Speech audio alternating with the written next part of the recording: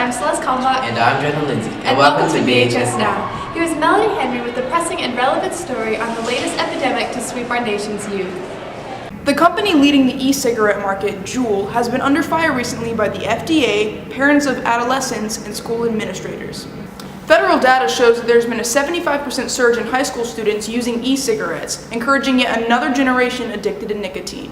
According directly to Juul's website and packaging, the amount of nicotine in a single Juul cartridge is equal to one package of cigarettes. The American Academy of Pediatrics reports that this is double the amount of Juul's competitors.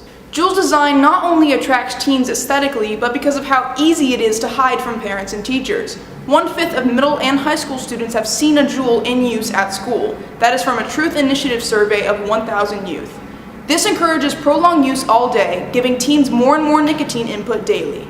Research shows that young people believe the myth that juuling is not damaging and nowhere near close to the danger of cigarettes. This has been fed into by the company through its marketing and variety of flavors, exploiting teenagers into illegally buying their products. This statement that Juul is not dangerous is simply incorrect. Teenagers are not just consuming the clever flavoring, they are also consuming copious amounts of nicotine, equivalent to entire packages of cigarettes. The Mayo Clinic states that nicotine continues to halt brain development, create feelings of anxiety, and increase the chance of depression. High schoolers are at a huge risk of nicotine dependence, which we sadly already know the devastating effects of. I'm Melody Henry, reporting for BHS Now. Here's Amina Hall, our Queen of the Jungle.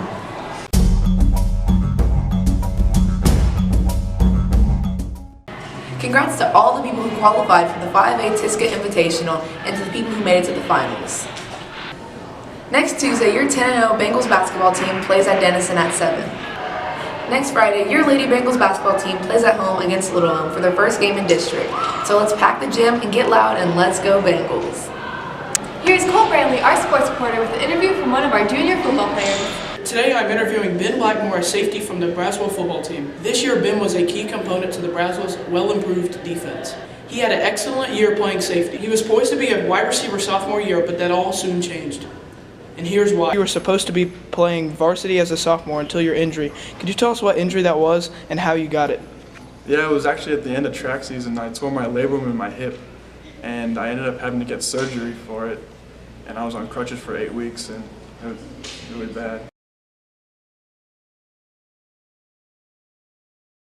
How long did it take you to become 100% healthy? After my surgery, overall it took about 8 months for me to fully recover and get back to 100%. And I even lost 20 pounds during the process, so it was pretty brutal. Was there ever days where you felt like you weren't going to play again?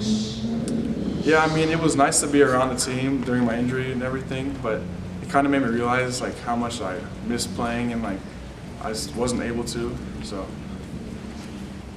I definitely felt like I couldn't play anymore at some points, but I realized that if I just kept working hard, I'd get back to it. After sitting a year out, what made you decide to switch to defense? It was actually Coach Moore's idea originally. He pulled me into his office one day and told me that it'd be best for the team if I could play defense and play safety for him. And I was on board right away, you know. He always knows better than I do, and I thought the decision was a good one. Do you think that this injury helped you become stronger or a better leader? I think I definitely have more perspective now of how much an injury can affect you and even the people around you. And my mindset has changed and I'm thinking a different way now due to my injury. So it's definitely helped me grow and develop as a person and a leader. Here's a few highlights from Ben's football season.